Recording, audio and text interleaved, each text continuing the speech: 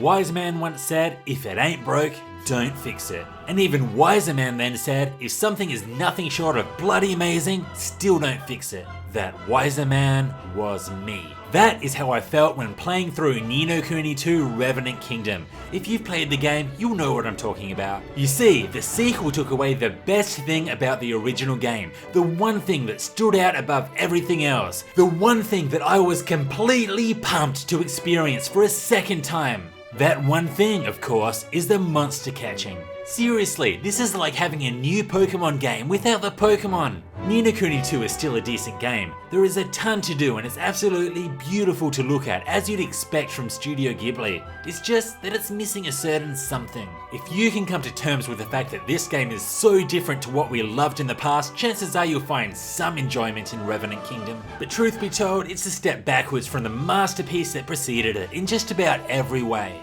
You play the role of Evan Pettywhisker Tildrum. Get it? Whisker? And he looks like a cat? Anyway, you're the king of Ding Dong Dell, and it doesn't take long for things to go to hell. That rhyme was perfectly executed. Just like half of Evan's kingdom when that jerk Mousinger stages a coup. With the help of the mysterious Roland, who somehow just pops up from another kingdom, Evan is able to escape and build a new kingdom with the aim of uniting the world as one. The story is told in an absolutely breathtaking world and has some top-notch voice acting to drive this tale, however there is nowhere near enough of it. A large majority of the scenes are delivered with text boxes, and while this usually isn't a problem for me, it just seems so obviously slack in Revenant Kingdom. Here we have a high budget game with great voice actors, yet we have to read our way through just about everything. It just felt wrong most of the time, and as a result I wasn't able to connect with the characters as much as I should have.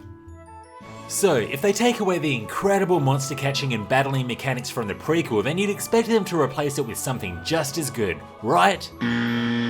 What they essentially did was replace chocolate with dog shit. The gameplay has next to nothing going for it. This action-focused battle system allows you to control one character at a time and hack your way through your enemies with a combination of weak and strong attacks. By doing so, you'll charge your gauge, which will allow you to unleash one of 4 equipped special attacks. That's basically the extent of the battle system. You can activate support attacks from your small army of Higuris, which are these weird looking thingy-majigs, but apart from that, there's not much on offer. Perhaps the biggest issue here is that the game is so damn incredibly easy. You can basically just spam attack during every single fight and still come out victorious. I was taking on enemies 20 levels higher than me with no issues at all. On the flip side, if you do decide to take on monsters who are a way higher level than you, you'll probably just die in a single hit. There is absolutely no balance here, ever, and with that, no opportunity to actually use your brain in battle. This was the biggest issue with Nino Kuni Revenant Kingdom.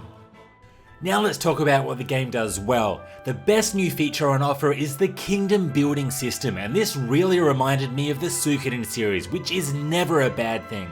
You start off with one building, and as you earn money and recruit citizens around the world, you'll be able to expand your kingdom, build new facilities, and research new abilities to aid you on your travels. This system is really cool, and I was returning to my kingdom as much as possible to see what I could do with it next. The kingdom can get pretty damn huge, and walking around it, visiting the shops and talking to your citizens is a nice touch, even if you have no control over how the kingdom actually looks. By this I mean that everyone who plays the game will have the exact same looking kingdom with their buildings in the exact same spot. The amount of money you earn for new buildings and research is entirely time-based, meaning you can just leave your system on for a while and you'll be loaded. I really wish there was a more complicated method here, as waiting is exactly what I did and it felt cheap as hell. Another requirement for expanding a kingdom is to recruit the 100 citizens scattered around the world. However, they are assholes. Not one recruit was nice enough to just help me out. Oh no. First I had to hear their sob story, then I had to do something for them, and this something was usually fetch an item or kill something.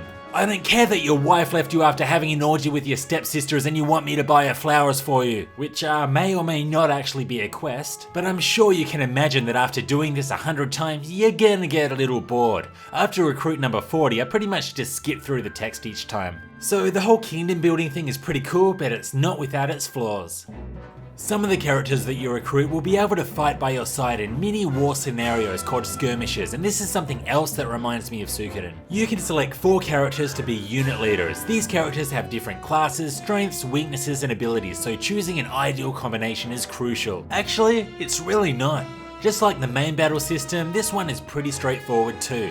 The only real control you have is rotating the formation of your 4 units and choosing when to unleash their special attacks. These skirmishes are a nice addition, but the lack of complexity is what holds it back.